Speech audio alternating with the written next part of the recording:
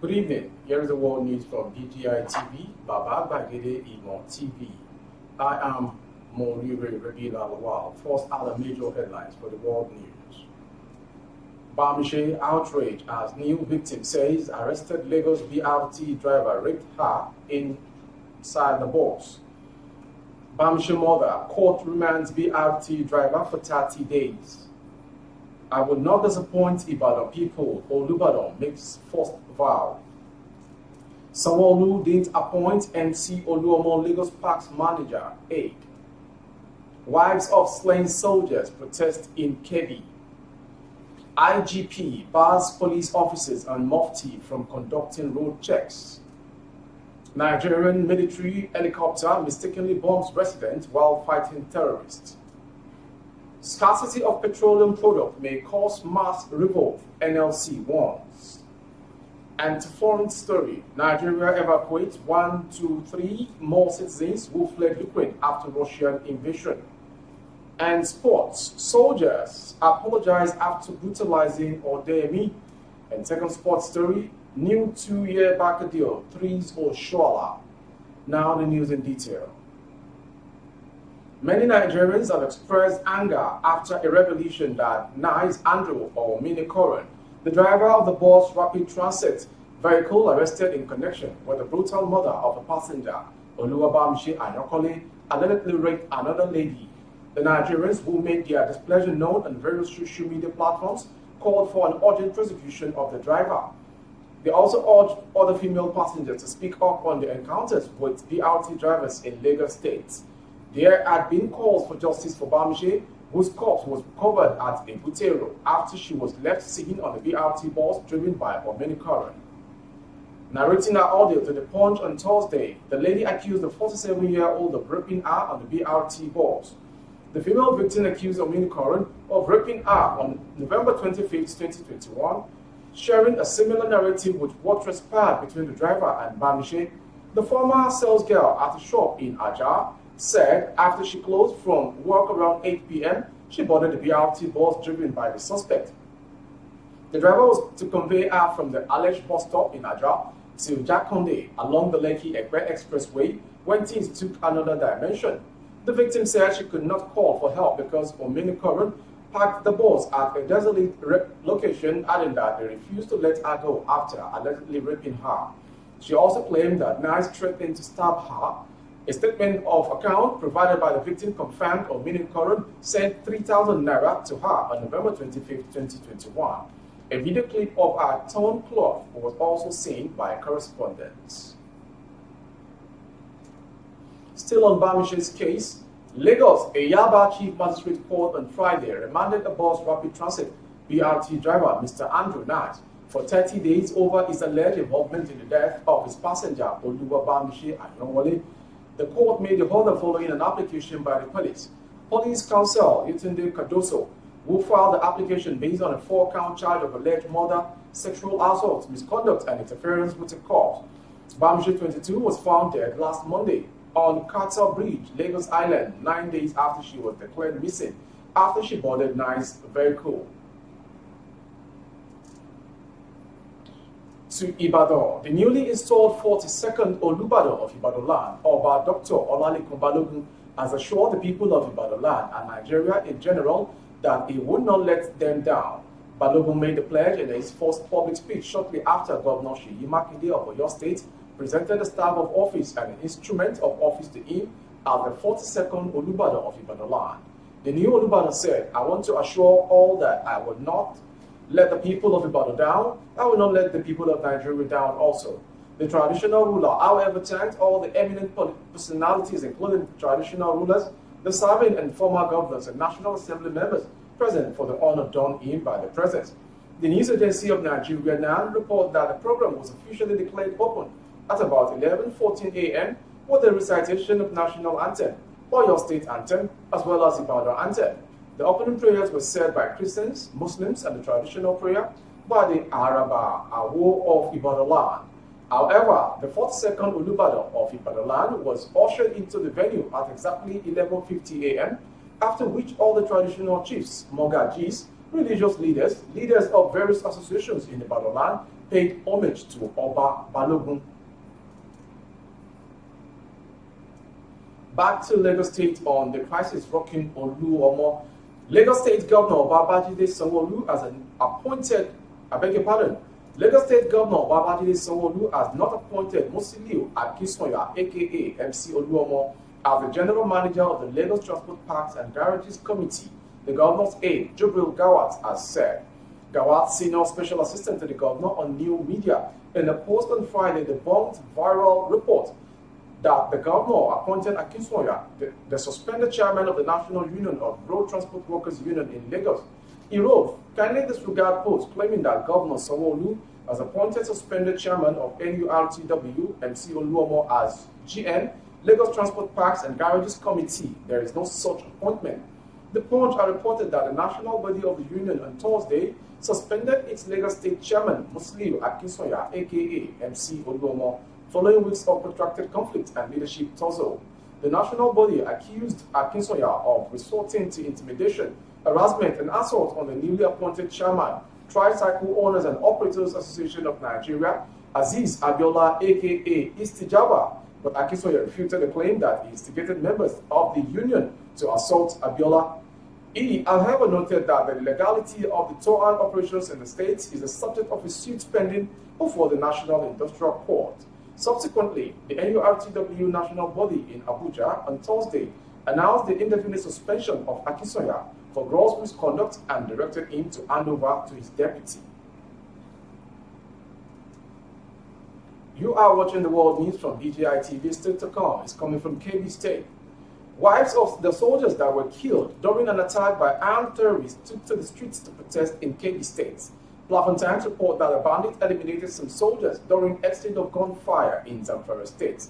Also, the terrorists killed about 63 members of the vigilante group known as Yensak in the previous days.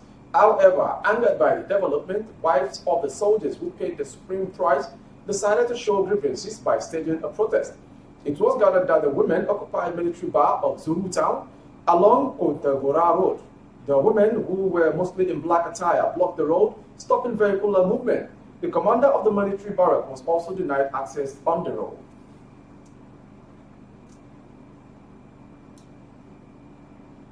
The Inspector General of Police, Usman Al-Kali Baba, has barred all police officers from carrying out certain security operations on Mufti. This was disclosed by the force acting public relations officer, Muyiwa Adejobi, in a series of tweets on Friday. According to Adejobi, the operations which the officers must not perform without putting on approved uniforms include stop and search at checkpoints and also patrol units. He wrote, ladies and gentlemen, we commend you for your understanding and your support at all times.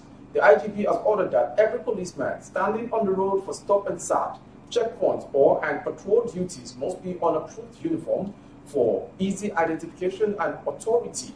Every police uniform must bear name and force number for other ranks. We have taken this step to sanitize our operational engagements and have better human relations. Thanks, Muyiwa Adejobi, AG Force Public Relations Officer, Force Headquarters, Abuja. To another military operations. A Nigerian military helicopter deployed to flush out terrorists has mistakenly bombed residents in Kebbi State. The fighter jet, which was deployed to fight terrorists who attacked several communities under Sakaba, local government area of Kebbi State, on March 9, 2022, has mistakenly bombed Keri village in the Derendaji region, killing 2 residents and injuring several others in the process, Sahara Reporters is reporting. It was gathered that the military helicopter was deployed to the area in response to the killing of over 60 vigilantes and 18 soldiers of the Nigerian army by terrorists at Zuru on March 8. Insurgents in large numbers had invaded several villages under Sakaba local government area of the state earlier this week, looting food items, rustling cattle, and attacking residents as they advanced towards Zamfara State. Upon getting credible intelligence on the activities of the terrorists and the havoc they have wreaked in the region, the military helicopter was thrown into the fray to help decimate the advancing terrorists. While the mission to neutralize the insurgents was largely successful, the bombing of Keri village resulting in death and injuries cast a dark shadow on that exercise. A resident of the area who spoke on Friday disclosed that the bomb destroyed a lot of houses and caused untold devastation in Keri village. Many residents of the village have become homeless because the bomb destroyed a lot of houses and decimated most parts of the community.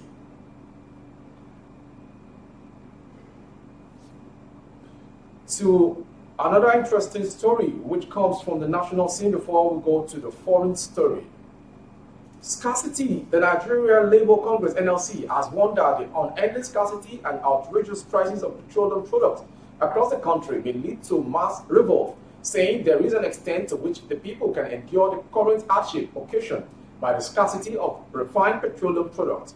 According to NLC, there is a limit the people can stomach prevailing disruptions caused by petrol scarcity, especially increased fares and associated escalations in land, air, rail, and water transportation, and indeed hiccups in the manufacturing sector, all linked to the current scarcity of refined petroleum products in the country. In a statement by the president of NLC, Ayuba Waba, titled "A Crisis Foretold, Local Refining of Petroleum is the Answer," the Congress contended that the current scarcity and high cost of diesel and aviation fuels, beside the motor spirit (PMS), commonly known as petrol, has exposed the failure of the regulation and importation of products. NLC insisted that any local refining of petroleum products is the answer to stable products prices and uninterrupted supplies of petrol products across the country, saying it is with great pain, sadness, and alarm that the Nigerian Labour Congress observes the continued acute scarcity of petroleum products at different filling stations in the country.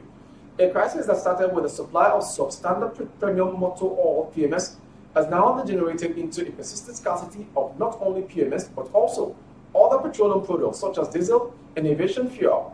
It is deeply disturbing that motorists, keke operators, bike riders, and other users of petrol products now spend incredibly long hours at filling stations before being serviced or sent away empty-handed. This is indeed a daylight premiere of an unending episode of nightmare. From that story, we'll go straight to a foreign story as regards the invasion of Ukraine by Russia. 123 more Nigerians who fled Ukraine amid the invasion by Russia have been brought back home. They returned to Nigeria aboard an Air Peace plane with registration number 9HSLF, which arrived at the Nnamdi Azikiwe International Airport in Abuja at about 1:20 a.m. on Friday. Officials of the National Emergency Management Agency, NEMA, and that of other relevant government agencies were already on ground to receive the returnees. Also at the airport to receive them were officials of the Nigeria Diaspora Commission, NIDCOM, the National Commission for Refugees, Migrants, and Internally Displaced Persons, NCFR-MI, and the Federal Ministry of Health, among others.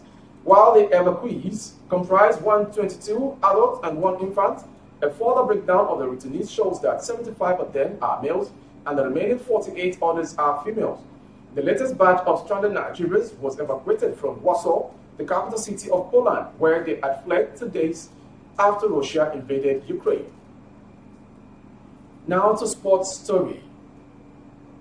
The soldiers who brutalized shooting star striker Ebenezer Odeyemi on Tuesday in Olubadan, the Oyo State capital, have reportedly tendered an apology to the victim and the club management, the Punch has learned. The media officer of 3SC, Tosin Omojola, made this known in a statement on Thursday. The soldiers swooped on 4 3SC players, Odeyemi, Adekome Adeniyi, Sochima Elon, and Chimampa Onwubuchi, while they were having dinner at a canteen in Idishi, near the club's camp at Jericho Road, Ibadan, after their training session. While Elon, Onwubuchi, and Adeniyi escaped being lynched, Odeyemi could not and was assaulted and beaten to a pulp by the 4 officers who were on patrol, despite pleas that he was a player with 3SC and not a cultist.